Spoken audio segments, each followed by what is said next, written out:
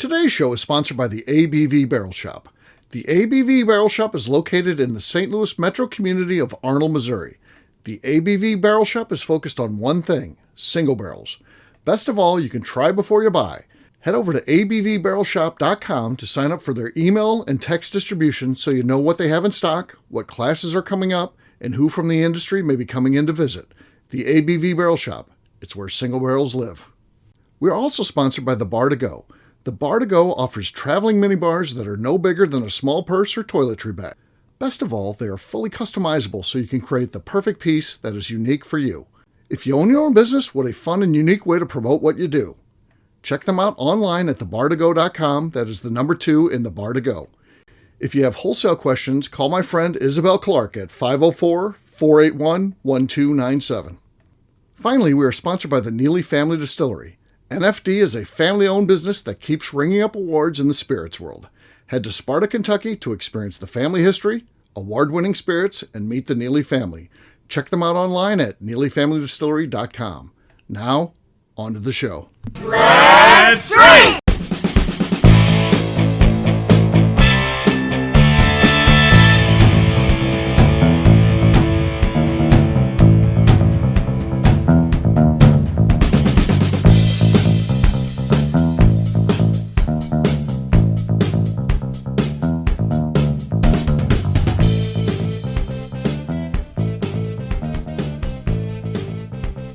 Welcome to the Bourbon Daily, the podcast about everything bourbon delivered to you every day of the week. Today on the show, we explore a weird scenario of the downsides of saving special bottles to open later. My name is Miss Becca Sue. Please join me in welcoming my co-host Steve Akeley, as well as our special guests, Adam Stump, Luke Otero, and Justine Mays. Hey gang, what's up? Hey everybody. Howdy. Hello. So yeah, we're going to be talking today. A lot of people who are into bourbon, there are certain bottles will be like, no, I'm not opening that one. I'm saving it for a really special occasion. And I'm going to tell my personal story of what happens when you do that. And we'll get to that after the break. For right now, no one said they had a small talk. I mean, we have no problem creating small talk between the shows amongst friends, but officially for the show, it's impossible for us. So we're going to go to the box, the game called Small Talk. I don't know anything about it. I bought it off of Amazon. That's literally the name of it. It's just basically a question you ask friends. I don't even know if it's a game, like there's some scoring associated with it. I have no idea. We don't play a game here. We just use it. So, all right. Good question here. Would you rather be invisible or be able to read minds? Oh, invisible. Invisible. Okay. Yeah, I think invisible. Straight to the men's changing room, ladies. No. Definitely not. I don't really know what I want to be invisible for. Yeah, I guess I don't Definitely either. not Like, a men's changing room. although maybe being able to read minds would be like, because here's the problem with reading minds. Oh, I'd be in fights every day. Well, exactly. Yeah, like, I would like know what people actually think of me. I don't want to know what they think of me. Like some people are like, oh, reading minds, you could like, figure things out, and you could like get people's like bank account numbers and be a robber or something like that. I don't want to steal. My feelings would be hurt so much. I know. Yeah. Yeah. I don't want to hear what I don't want to people know are either. thinking It's about. clearly invisible for nothing else for that reason, I think. Yeah. Does everybody agree with that? Or I agree. Adam wants to be able to read minds. I'm going to pose a question here. Okay. Since none of us can read anyone's mind, why does everybody think that everybody else is talking shit on them all the time? You guys Because they talking probably shit on your are. mind on people all the time? Adam, you don't even want to know what I'm thinking about you right now.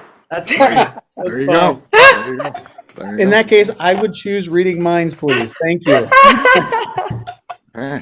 I do think that most people think that people are thinking about them more than they truly are. Right. would agree with Which that is an 100%. interesting, like there's so many times when you're like walking around, you're like people, like there's a joke that people who don't wear hats, when they finally wear a hat, they're like, everyone knows that I'm not a hat person. Everyone's judging me because I'm not a hat person. They all know that I'm a fraud, that I shouldn't be wearing a hat, when in reality, no one is thinking about that at all. That And is so what I do when I put on straight leg jeans instead of boot cut. yeah, and it's Okay. like stuff that it's like, oh, I bet people are thinking about it. Most people are not even considering you most of the time. Right. And if I am thinking about a random stranger, it's because why? I'm like, why the fuck are they standing in the middle of the aisle when I'm trying to walk past? I'm like, this dumb bitch doesn't get out of my fucking way. And so then, like, if that's the person that is hearing me, like, my head, like, that's great, because they'll probably fucking move, right? Yeah. So, maybe. like, most of the time, like, what we're thinking about someone is not actually about, like, I mean, we are thinking some bad things on occasion, but for how much everyone thinks that people are thinking about them, really, people are not thinking about them at all. I think it would be cool to read minds if you could turn it off and on when you wanted to. True. Yeah. Like, I mean, it would be cool if you could read minds and you were like trying to solve a case or something like that. And you could, like, when you're like a cop and you're questioning somebody and you know that they're lying and they're giving you a bullshit answer, but then you could hear what they're really thinking and, like, confessing to the crime. Right. This should be a movie script where someone is. Yeah. Have you guys ever watched True Blood before? Yeah. Blood. That is exactly why I wouldn't want it, because she was stressed out way too much. Because it's just like people just talking, like, just like, and that's the other thing is reading minds. There's so many things going through people's heads at all times. Right. Like, there's some things you don't want to know. Exactly. It doesn't have to be about you, but you just don't want to know it. No. Right. You're sitting in a meeting going, man, I got to poop. And everyone knows. No. Something like that. I mean, I don't want to live in a world where people like, oh man, I hope no one knows that I just crop dusted the entire room. And there's 3 mind readers in there. Like, oh, the stuff that you'd be reading from people's minds would be pretty boring for the most part, or really disgusting. And I think it would consume your entire day. Yeah, it'd be you'd be so exhausted. Yeah. But where on the other side, if you could just be invisible, that's great. Think about just like you're just walking down the street invisible. You're like, you got to be naked though. Do you think it'd be? Do you have to be naked though? I think you got to be naked because your clothes aren't. Like the Invisible Man, like that movie. Do you have to, like?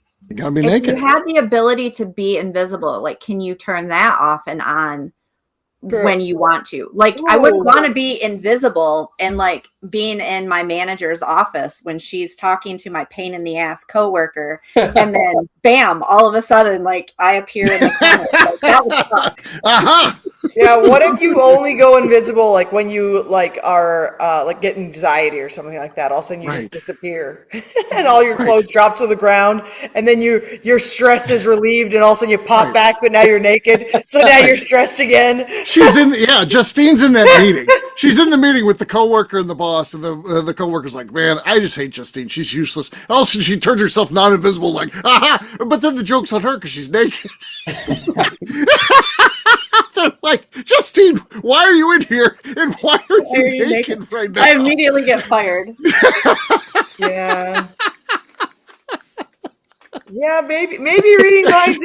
Yeah, I guess it really does depend. It's like you have to go like with the worst of both of them. It's do you want to have the ability to read minds, but you're always reading everyone's minds, or do you want the ability to be, but you're invisible, but you're always naked? Yeah. I think it's time to drink. Yeah, I think it is. I think we've had enough. It's time to drink. What is everyone drinking? Let's start this time with Becca. Becca hasn't gone first. What do you got there? I have got. Yes. Old Granddad's Single Barrel. This was retirement gift from Kent Glover. Mm-hmm. The nicest present from someone, and the only present from someone. For your retirement, yeah. For my retirement. I looked today. I was like, oh man, because I'm tired of doing everything. I really want to just be retired. I was like, how many more episodes? I asked AI, how many more episodes do I have of the Bourbon Daily? Because a show that comes out every day between now and December 12th. 125. I'm like, shit. Do you know how many podcasts don't even have 125 episodes? We got 125 more to go. It's like, fuck, that's like a whole run for most podcasts. Turn it into the Bourbon bi-weekly. Right. It's the Bourbon sometimes. Right. presented to you whenever we feel like. Maybe. Someone did ask me that. They're like, why don't you guys, or I think Royce said that. He's like, why don't you guys just start doing it just like a once a week podcast? So it's not just gone forever. Just have it drop once a week. So it's not gone forever. And I was like, I don't know. I was like, I don't know. We're going to take a break. We'll think about it. We'll I see. said, we've been doing it for 10 years. Right. I told a lady that came in the distillery that I was like, I've been doing a podcast. I haven't been on for 10 years. I just said for 10 years. Yeah. And Most she of those looked 10 it up years. as I'm standing there, and she's like, oh, you guys have done like over 3,500 episodes. And I'm Yeah. like, yeah, Yeah. it's a lot of So episodes. I enjoy getting on with you guys. And again, what I'll miss is there's not a forced opportunity for us to get on and be together. So maybe we will after we take a little time off. We'll be like, let's do it every once I in a would while. be down with having it be a weekly show that we have come out. Right. Like a once a week show that we have come out. Maybe record it once a month. Record 4 episodes once a month. Yeah. They drop like once. 12 recording sessions per year. I can live with that. Or do 2 episodes. Like do like 2 with one of us, 2 with the other one, or something like that. Like I don't know. Like just once a month, and then it's still coming out weekly. Yeah. Yeah, we might. 'Cause I'm not opposed to that. If you're not, if you want to do that, I would do that with. Okay. Yeah. Just so you know. We should do that. But boy, oh boy, these Sundays, I tell you. I know. I'm listening to that. And for you, it's way worse. I understand that. 125 more. I thought I had like, I don't know, 58 maybe. I said today, I was like, fuck, I got a podcast tonight. Which here's the thing, I like podcasting. I know. have a blast when I am here. So do I. But when I'm like, I'm doing stuff, I'm trying to get things done. I'm like, I know. I got a podcast. I got shit to do. Son I of a will. bitch. I will say that last week when I announced while I was driving, that was like She the liked that. best thing ever. Because it helped time go by while she was driving. Oh, Yeah. Because I was like, I'm just sitting in a car by myself for 8 hours. This sucks. And I was like, I wonder if this will work. And so I just like joined, and it was like, hey, Yeah. this is freaking awesome. And Becca had bailed out on me because she was in Key West. So I was like, oh, you can do the announcing then. And then she didn't have scripts in front of her. So we just fed her what the show was right before. I only screwed up once. perfect. It worked 3 out of 4 times. Yeah. Perfect. Nice job. Yeah. I'd be down though to have it be a weekly show We'll that work comes on that. out. We'll make an announcement later in the Change year. it to the Bourbon Weekly. It's too much fun to do and not do it. And I also like that it like because I'm not talking to Luke all the time. I know. Then we get to see Luke. We'll lose when track we of do our this. friends. Right. Yeah, Well, it's like it's literally just an opportunity to like see my friends. yeah. I agree. I agree. We need to keep the friendships going. So part of it is the podcasting. So we'll keep it going. Why not? We'll stop when we get to 10,000 episodes. So we got a long Yeah, fuck it. That's only like what 7. Only like we're at 6,500 more to go. Yes, exactly. Like that's not even that many. We can do that on our head. That's not a big deal. How many? So let's see. How many weeks is? Yeah, we're doing once a month. Yeah, That's we have a to lot. drink. We have to drink. Okay, I've got a retirement, maybe retirement present. Old Granddad single barrel 114. I am very excited about this. Kent put a lot of work getting this. I know he had to run around like a chicken with his head cut off to like- get it all. That's the sweetest thing ever. And know what? This is fucking delicious. It And is. so I That is appreciate it good. so much. Yeah. That was solid. That was solid. A little cracking as she twisted the thing there, but the cork pop itself, fantastic. So she's got the lead. Adam, you're next. What do you got there, man? I'm going to do a Beautiful and the Damned single barrel rye. Okay. Okay, not a lot going on there. Becca still has the lead. She's on solid footing there. Luke, you're next. I've got the Prideful Goat, 15-year-old. Okay. Okay. Nope. I don't know. He had the windup. I thought it was going to be really good, but it was just okay. Not good enough to take over Becca. She's still got the lead, but Justine's next. I have Bardstown Bourbon Company rye. Okay. That was very good. Very good. Not enough, though. Not enough. That was an excellent effort. I have a Memento Mori given to me by my friend Jim Gaffigan, folks. Yeah, he gave it to me as a thank you and a retirement gift. All right. He's such a good friend. Yeah, he is. Oh, nothing going on there. I feel bad about that. So, yeah. Cheers to Miss Becca Sue. She's our winner for the show. Cheers, Becca. Cheers. All right. We'll take a quick break. And then when we come back, I'm going to be sharing my personal story. And I'm going to see what you guys think about that. And if anything like this has happened to you, we'll do that in just a few.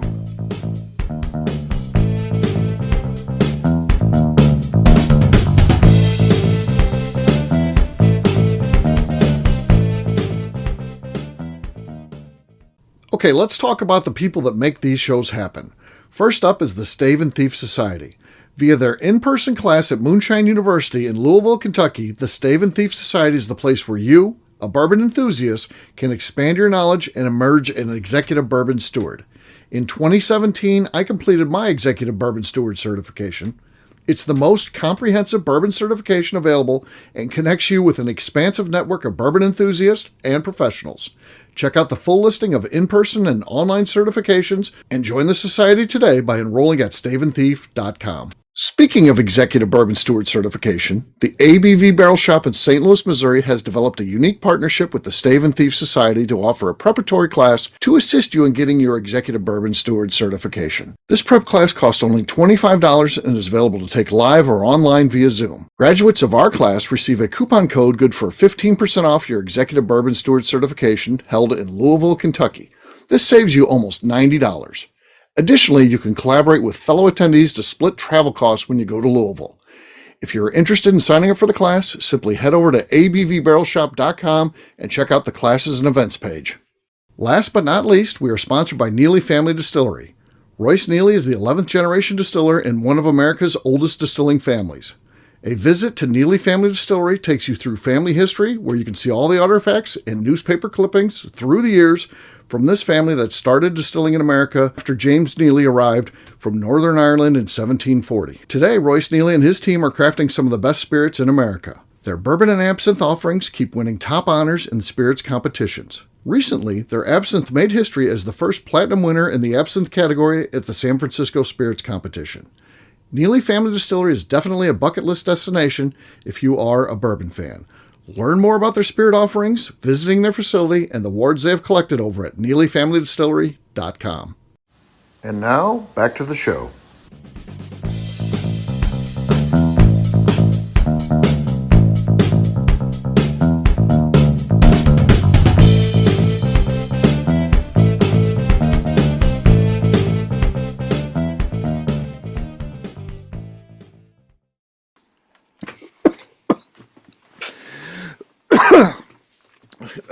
Oh man, that was bad. Whiskey down the wrong pipe.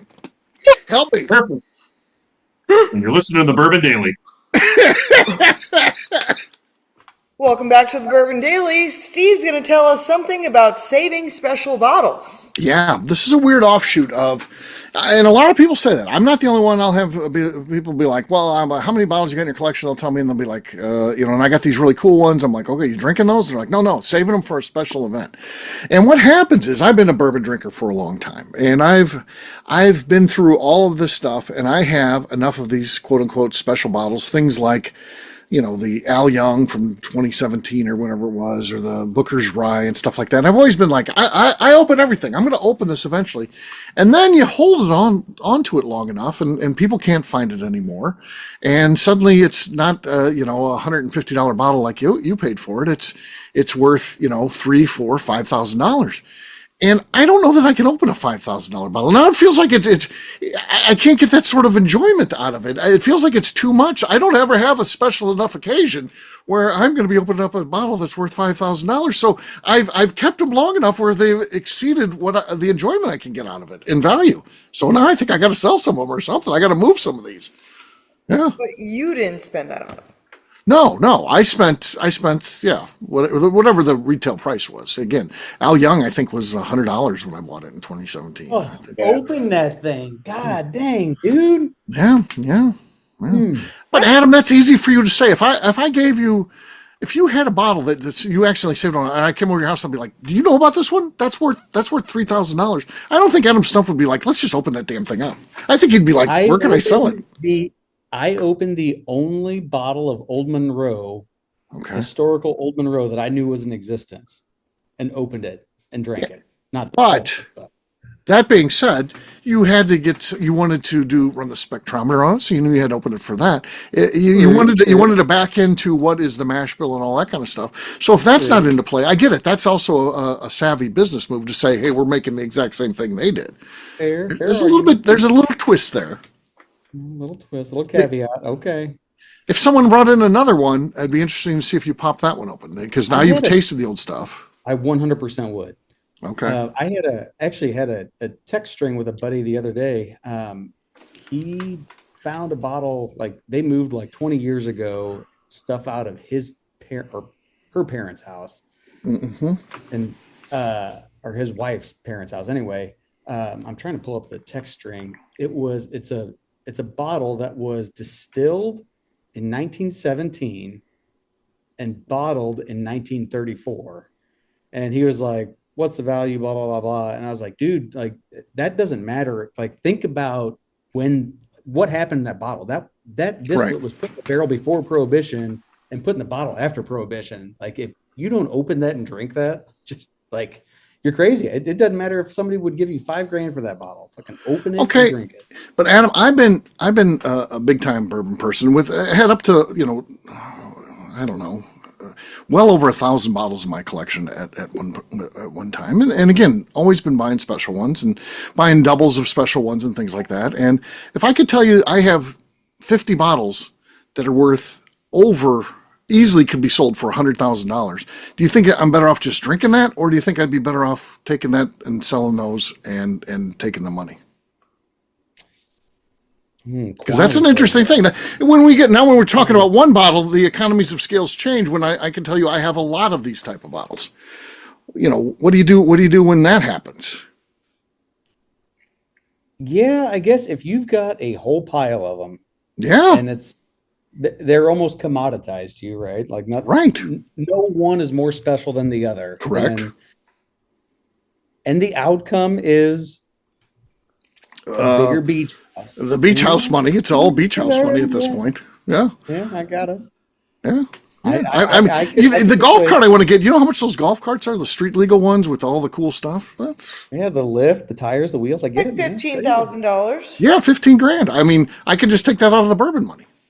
Yeah, I mean, if you're strapped for cash, then sure, sell a couple bottles. I mean, I didn't know you were broke, Steve. She just wants to drink the good bourbon. I know what she's doing. She's trying to guilt me into popping open the bottles. And she's like, that's meant to be shared with friends. Steve, it's okay if you're broke. You can tell your friends. I'll Venmo you $5 right now. Will that help? No, it's not a matter of that. It's just like, man, it feels like I've dropped money into the couch cushion, and now I just lifted up the couch cushions, and there's over $100,000 there, and it's like, what do you do? But you don't eat your change. I know. I do. Okay. Yeah, that's how I met Becca actually. So she does. I've got my share of special bottles, but since COVID though. I just, if someone comes by and they want open up one, I say, yeah, let's do it. Okay. And I've got no qualm over that. I'm not taking it with me. I'm 84 years old. So, anything that's left over, Lucas is going to get. Okay. So, yeah, there could be something said for that. Just take them down to the beach house, and when people come down there, they get their free T-shirt and be like, "Hey, you want to open this really cool bottle?" And then it becomes an experience they never forget. I've got a bottle of Baumburgers for Becca. Whenever she comes, it's hers. Okay. All right, Justine, what do you think? If she ever wanted to come by and she saw something, or Adam, you, Steve, same thing. Easy in mine. You'll open them up, huh? Yeah. I mean, I feel like if you have that many that are worth that and you can put the money to use like that, then yeah. Right. I mean, if it was just like one or two that was worth 3 or 5, then I would say no. But if you have that many and it could like significantly be of use, then I mean, you talk about the enjoyment of the bottle. What's the enjoyment of the golf cart and the spa that I want to get? And you should contact with that auction house. Possibly. I might go down there. What's it called? The one where they had the huge bourbon collection on? Yeah. Southbees. Yeah. Sotheby's. Sotheby's. Yeah. Yeah, we could contact call them. Put it up on that. We could call them. I feel like there'd be a pretty nice premium on there, knowing that I owned it too. So, from the collection of Steve Akeley. Yeah. I mean, there's always the stories that go on around it too. I've got a potential buyer that is willing to spend that sort of money on those. Yeah. So I could move them quickly if needed. Yeah. Legally, of course, in the state of Kentucky through the appropriate channels. Of course. Of course. So, yeah. So I don't know. I think about these things now. I never thought about it, but now I'm like, ooh, there's a lot here. Yeah. I don't know. So I could sell half of them and then keep the other half. I'm not sure. I don't know. Katie will hate me. She always said she'd hate anybody that sold a bottle. So I don't want Katie to hate me. Do you need gas money to get here tomorrow, Steve? No. No, I hitched a ride, so the Seedlers are driving me. Yeah. So they're taking care of me. So fair enough. So there you go. I'm telling you, folks, it's a weird offshoot. So don't always be saying I'm saving this, because you're going to get into a weird spot at some point where you might find that the dollar amount exceeds the enjoyment for a special event. Because you can always go out and buy a cool bourbon. I mean, go out and buy a $300 bottle and be like, oh, here's a special event. Look at this bottle I brought to this. So yeah. So fair enough. So that's just something to think about. It's a twist on saving special bottles, and that one that I want you to think about before you get too deep into this, like I am. Now I'm torn. I don't know what to do. So yeah, we'll wrap this one up as we always do by talking about where people can find us. Luke, we'll start with you. Where can people find you? Yeah, you can find us on Instagram at Santa Fe Boutique Wines, and you can find me on LinkedIn. All right, Adam. Find us on Facebook and Instagram at Old Monroe Distilling Co. and drinkoldmonroe.com. All right, Justine. You can find me on Instagram at JA_Maze. Miss Becca Sue. Find me on Twitter and on Instagram at Miss Becca Sue, 1K, no C's. All right, for me, I'm an easy guy to find at Steve Akeley across all social media. ABVnetwork.com, that's where we keep all of our content for the ABV Network, including our shows you can listen to.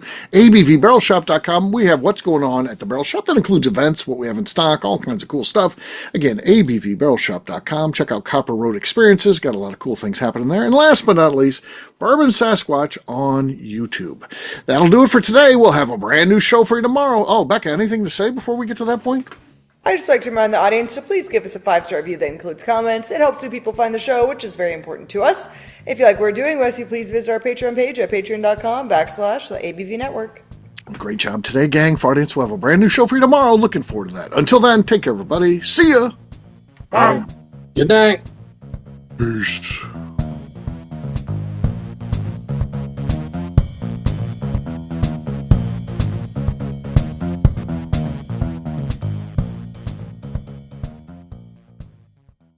Before we let you go, let's talk about one last thing. The ABV Barrel Shop in the St. Louis community of Arnold, Missouri. The ABV Barrel Shop is focused on a couple of things. First of all, single barrels. We are the place where single barrels live. We go to distilleries, taste through the whiskey, select the best barrel, and have it shipped to our store where we present it to you, our customers, by allowing you to try before you buy. We're also known for the classes that we have in our education center in the store, as well as the events we have with industry professionals from the bourbon business. If you are in the St. Louis area, please come by and visit us at 6 Fox Valley Center in Arnold, Missouri. Or at a minimum, at least sign up for our email and text distribution so you know exactly what's going on in our shop over at abvbarrelshop.com.